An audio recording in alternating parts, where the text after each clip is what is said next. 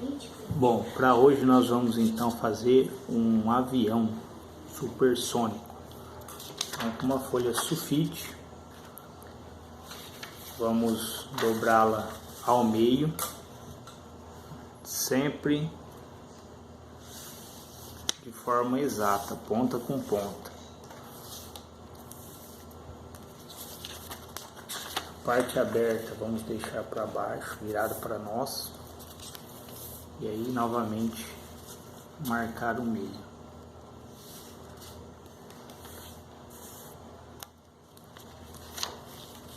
Com essa marcação do meio, eu vou chegar uma lateral até o meio e do outro lado a outra lateral também até o meio.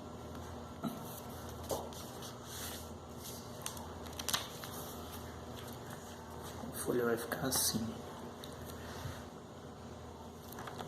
Essa parte do meio aqui, eu vou fazer essa ponta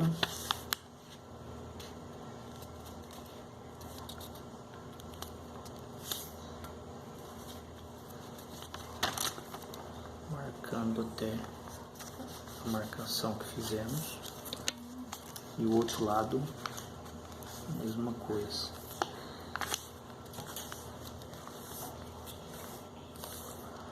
Força bem as marcações.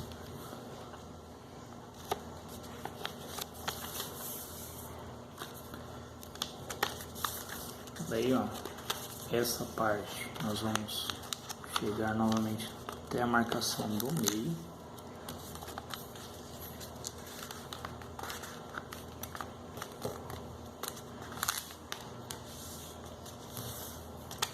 Deixando dessa forma.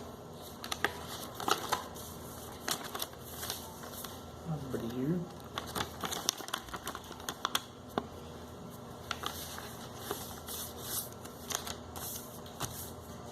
E pegar, ó, essa parte que fizemos, vamos dobrar, deixando nessa posição.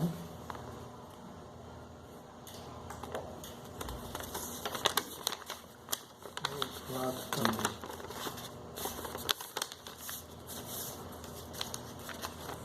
Desse jeito.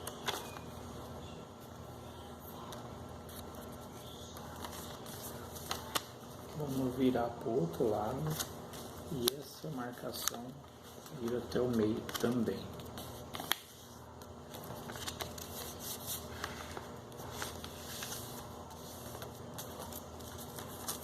Dessa forma. Dobro para um dos lados.